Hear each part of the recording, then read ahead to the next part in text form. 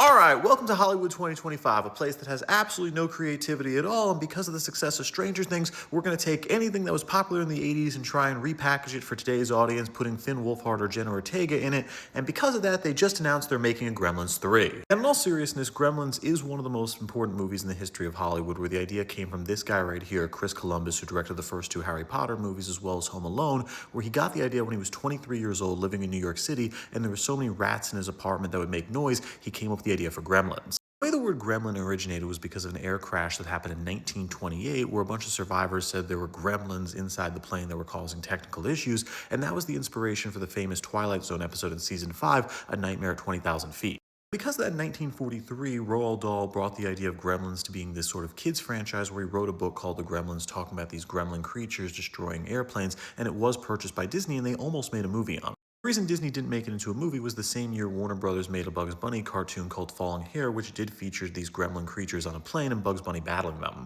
Because this, it was actually great for Chris Columbus, the writer of Gremlins, as well as Steven Spielberg, the producer, because even though Disney made the word Gremlins popular as well as Warner Brothers, nobody actually owned the name of it because it started in the 1920s, so they were free to use it in the movie without having to pay any royalties. So because that when Gremlins came out, it was this massive hit that put Chris Columbus on the map as a writer, where in 1983 money, it cost $11 million to make, but made $220 million, making it one of the most profitable movies ever, and they also made millions of dollars selling toys from it. The problem was it was a PG movie, and parents really complained because of that, because it got marketed as this cute movie with these animals, but then it turns out to be kind of this horror film, so parents groups were freaking out at the movie industry. At the same time, parents groups were also really angry at the movie industry because of what they were putting for PG titles, with another big example being Indiana Jones, which had the face melt scene in 1981, and a lot of parents said that was inappropriate for kids. Because of these complaints, Steven Spielberg came up with the idea for PG-13 movies, saying there should be a medium between PG and rated R, and in 1984, Red Dawn became the first ever PG-13 movie. But there was a big consequence to it, and that's that even though it had the same team behind it, Gremlins 2 failed. It was marked as a PG-13 movie,